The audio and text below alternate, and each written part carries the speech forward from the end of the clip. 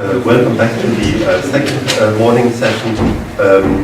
It gives me great pleasure to introduce Benjamin Kaplan, my dear colleague here from UCL, who's the current incumbent of the chair that was originally founded from Pieter Geyl. Ben is professor for Dutch history, religious history, I don't know your precise job title, has published a long series of monographs on Dutch religious history. And without further ado, over to you, Ben. I could start telling you some names. Fully Wonder is my personal favorite, but over to you.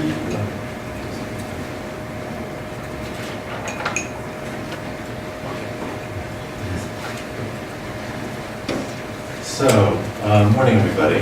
I hope you'll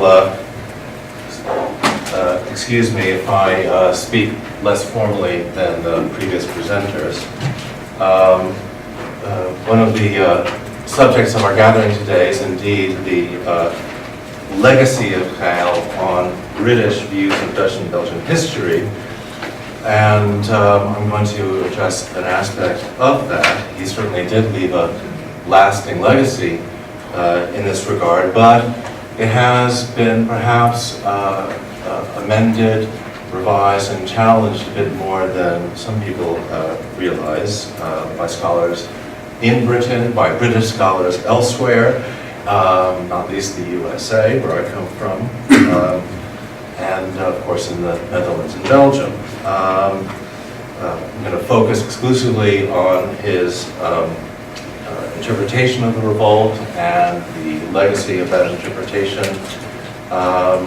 And of course the emergence of the northern and southern Netherlands as two separate political entities. I won't restrict myself, but I'll focus primarily on British scholars.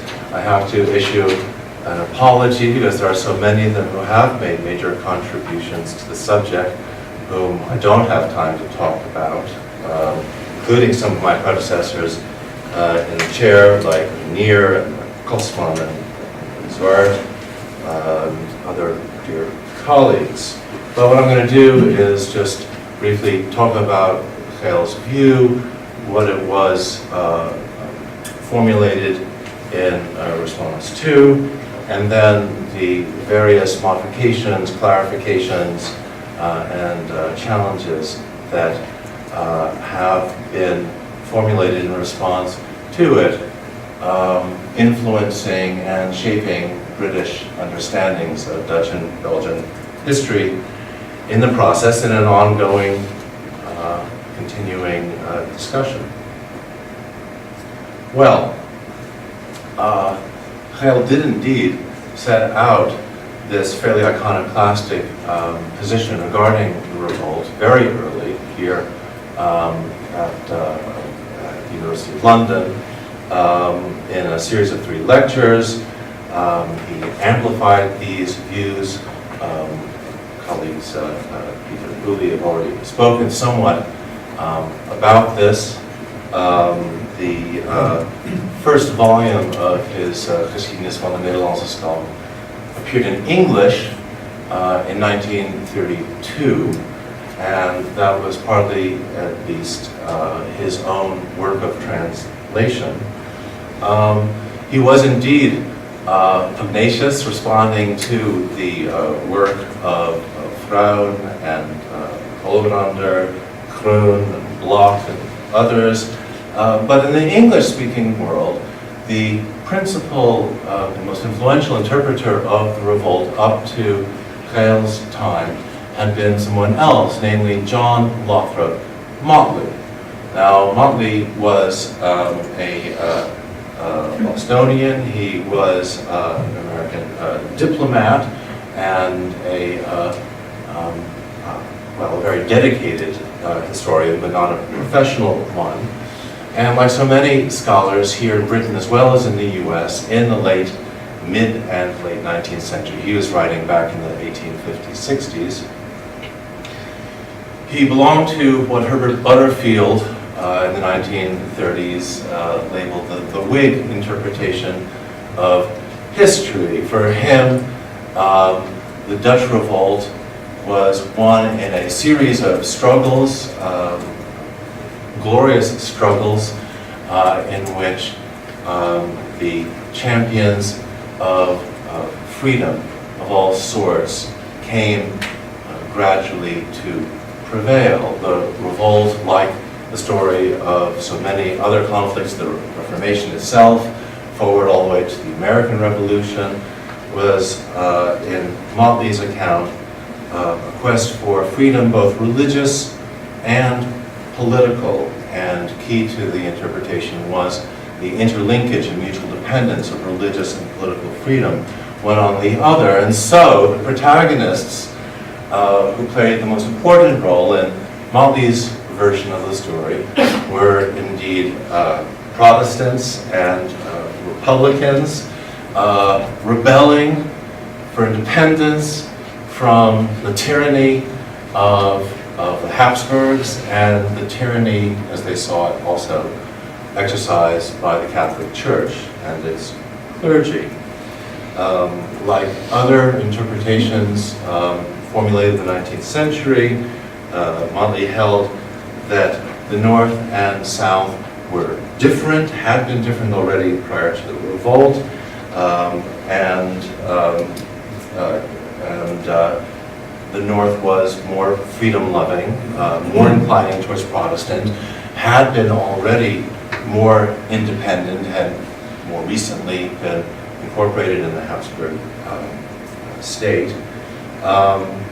And this was, in that sense, deterministic, to use Pieter Geyl's term, view of the revolt as something that brought to expression a difference, a characteristic that already existed. And that's precisely what Geyl challenged all versions of.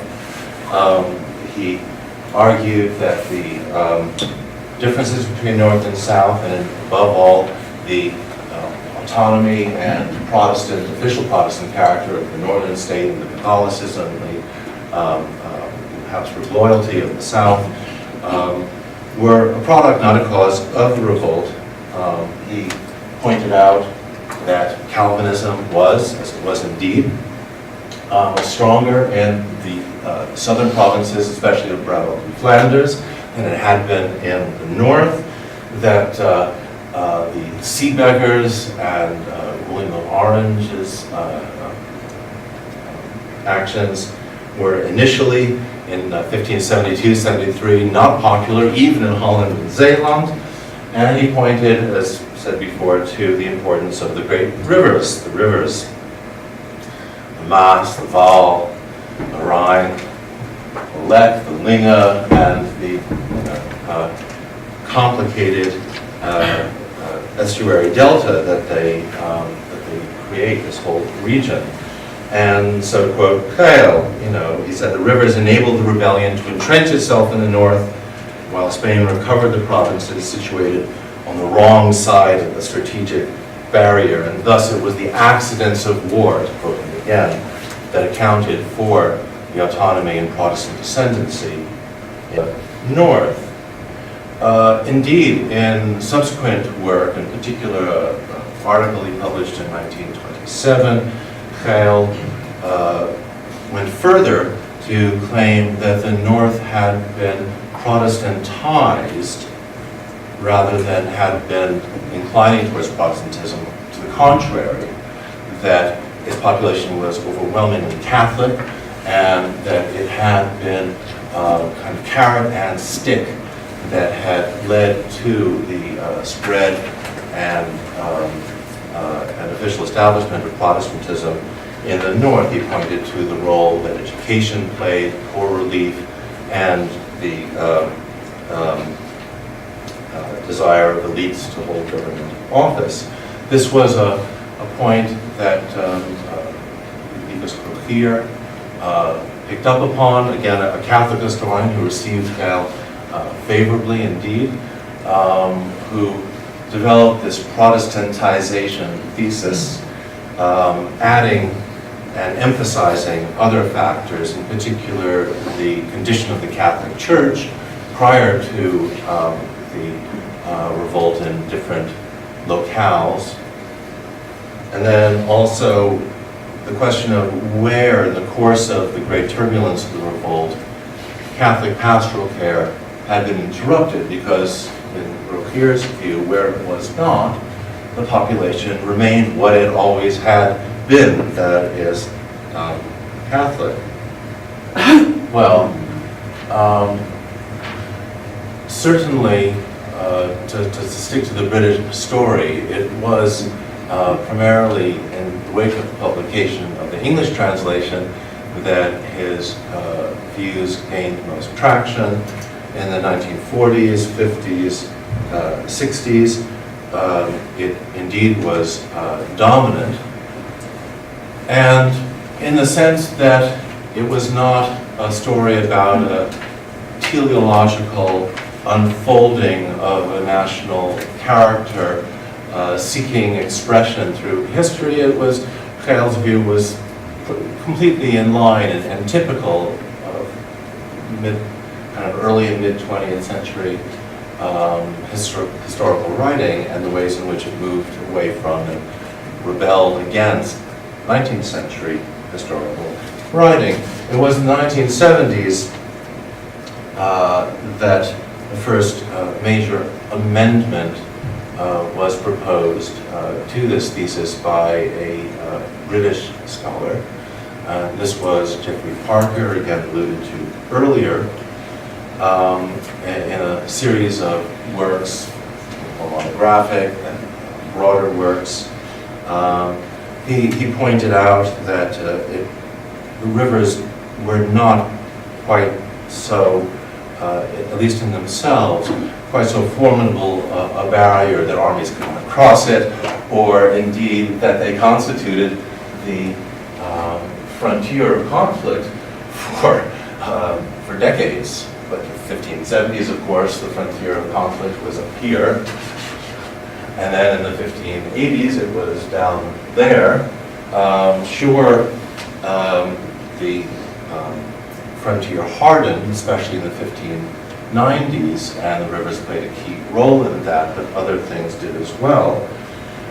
And above all, Parker brought a new international perspective to the revolt, one based partly on his knowledge of Spanish sources, the Spanish archives, and he began down a path that other scholars like Monica Stensland, and others have followed since then, to not rely exclusively on a Netherlandish, especially not just a North Netherlandish perspective, but indeed, the Army of Flanders was perhaps a bit more formidable than even Geyl suggested, and if it had not been for the weaknesses of Philip II's coffers, or his finances, it's highly likely that the rebellion would indeed have been put down. But lack of money led to soldiers being left unpaid, who mutinied not tens but scores of times, leading among other things to, of course, things like the Spanish Fury in 1576, which galvanized opinion in the Netherlands. It wasn't responsible directly for the pacification of Ghent, but the depredations of the Spanish soldiers certainly played a key role in that, creating that moment when all the Netherlands together were in revolt against the Spanish. Money, mutinies, ultimately more important, and money lacking, primarily because Philip was fighting on more than one front at a time. Indeed, he had commitments extending from the Mediterranean to France and around back again. Of course, launching the Armada. Fighting so many and stretching his resources in so many different directions created a fundamental weakness. It wasn't until the 1990s, though, that a scholar took Geyl even more head-on, I would say. And again, it was a British scholar, in this case Jonathan Israel, with his The Dutch Republic, Its Rise, Greatness, and Fall of 1995, who argued that, in fact, if the rivers played an important role in the outcome of the revolt, it had played a crucial role in the character of the Netherlands already before the revolt, and created what were, in effect, two separate political and economic spheres. Israel traces this all the way back to the 13th century, indeed, a situation in which Flanders and Brabant in conflict often with one another, but still that Flanders and Brabant dominated the south, and Holland increasingly dominated the north. Their economies, according to Israel, were really quite discrete, and Holland wasn't particularly dependent on Antwerp or other parts of the south. Economically, were oriented towards the Baltic, the North Sea, had their conflicts with the Hansa states, cities, and of course with Gelderland. Wouldn't pay in the early 16th century any more than they could be coerced to do so for those wars waged by the Habsburgs, by Charles V, against France, just as Flanders and Brabant refused to pay for the Holland's conflicts in the north, including with Friesland as well. It's a story in which Holland is acquiring hegemony over a sphere of influence north of the rivers for over a long period, gradually, prior to the revolt. And it included cultural and indeed even a linguistic element, according to Israel. He points to the Batavian myth as something formulated early 16th century, which articulated a distinctly, well, either Holland or Gelderland form of patriotism, but certainly not a southern one. He talks about the different dialects, Brabants, Hollands, and Oosters too. And indeed, I think all historians have agreed for quite a while that Geyl oversimplified the linguistic picture of the linguistic scene in the Netherlands. And religiously too, I mean, according to Israel at least, there were important differences already prior to the revolt when comparing the north and the south. He saw there being a violent popular Catholic reaction against Calvinism, especially Calvinist iconoclasm, in areas of the south, whereas it was almost absent. Gelderland is a partial exception, but it was largely absent in the north, which leads him to conclude that adherence to Catholicism was actually already weak in the areas north of the rivers, even prior to the revolt. So you see, he really is challenging Geyl, and in his own way is just as pugnacious as Geyl was. And I have to say, I mean, I'm not a military or indeed primarily a political historian myself, but there is work done subsequent to Israel's that supports some of these key points.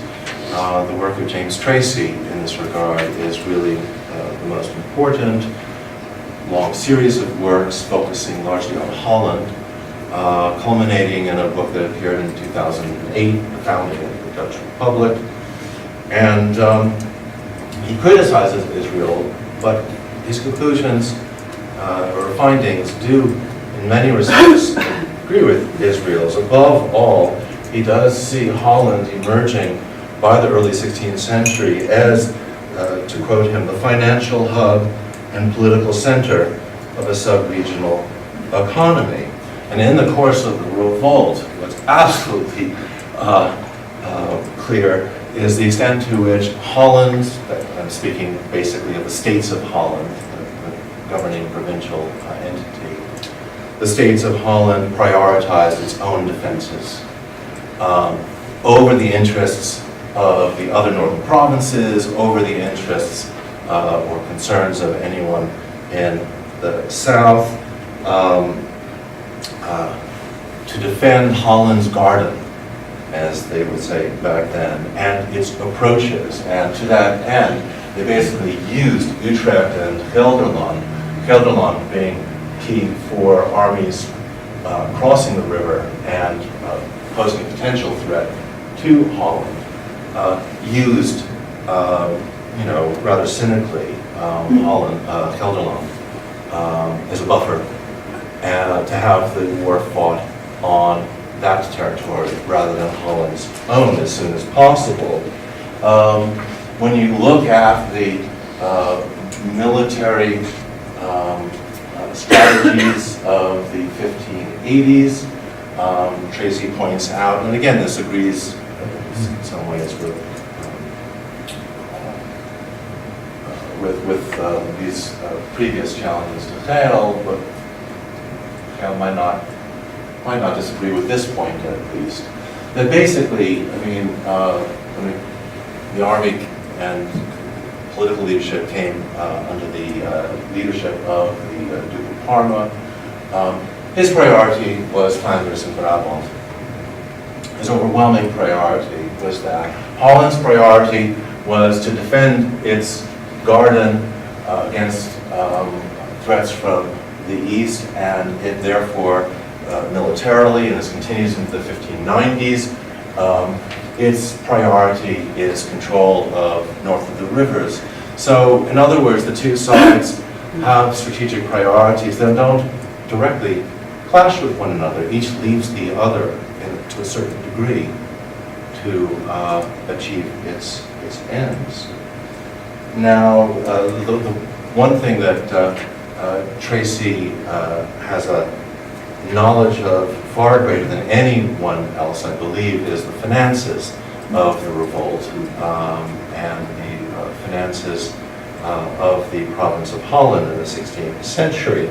And even in the 1570s, 1580s, the cause of, the rebellion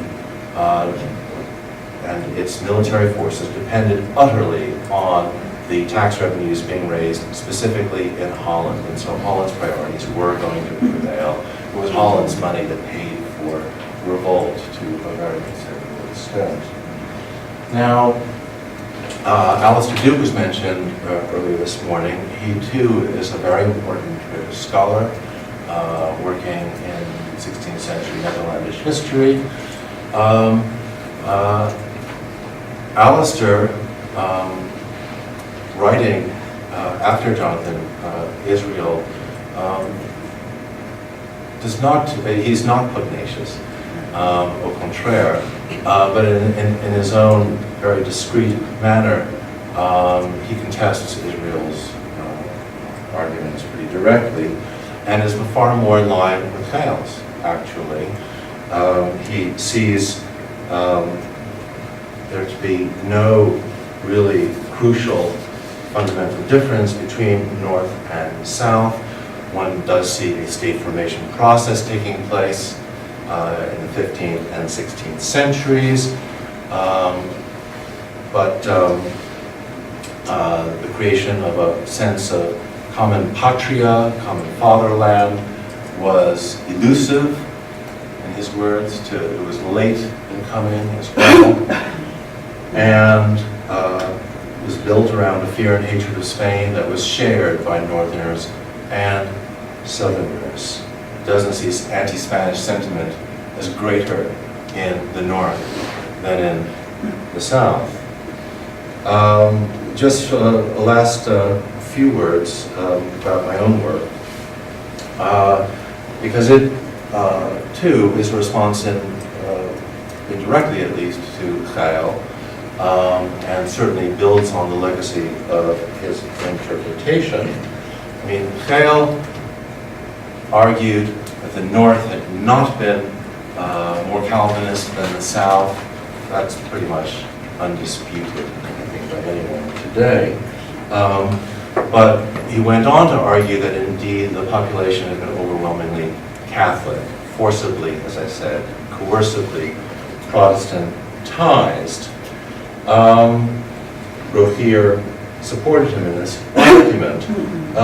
This is where I, Mr. Duke and other scholars would question the adequacy, not just of the interpretation, but of the labels, of the explanatory model, that one was either Catholic or Protestant, that one was either Calvinist or Lutheran or Mennonite, or belonging to one or another confession.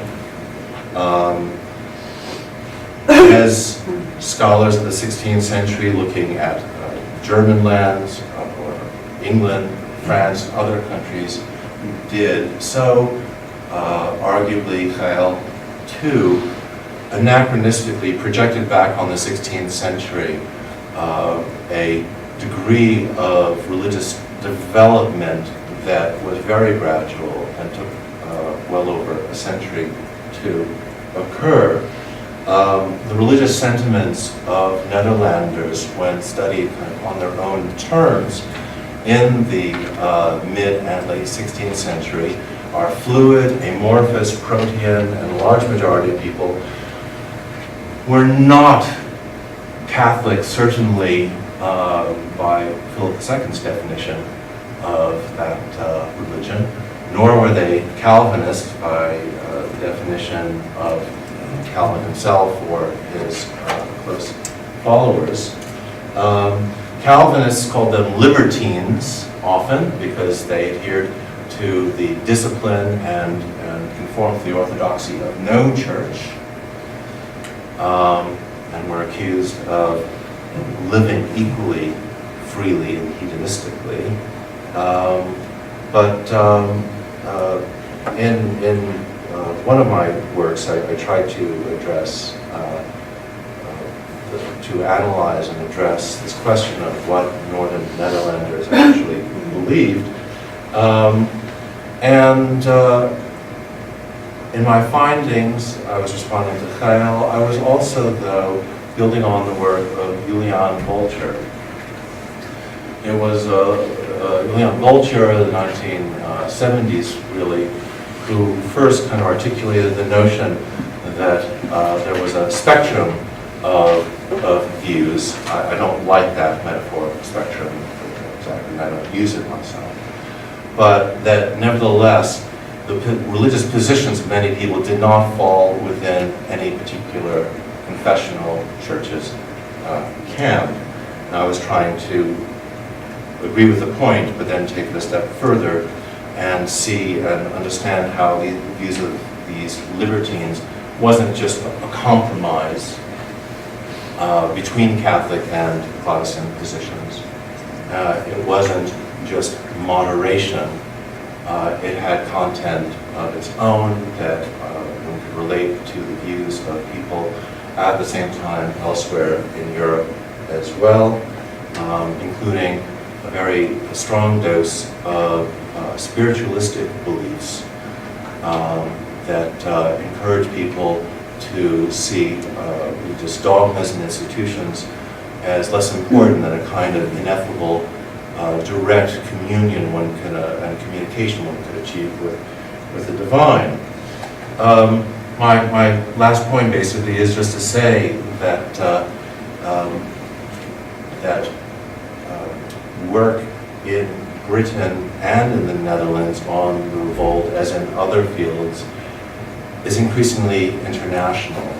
And whereas once it was necessary to hold conferences called Britain and the Netherlands to bring cohorts of British and Netherlandish scholars to meet and have dialogue with one another, that's no longer needed, and our work is in response to and fully informed by each other's. We attend each other's conferences.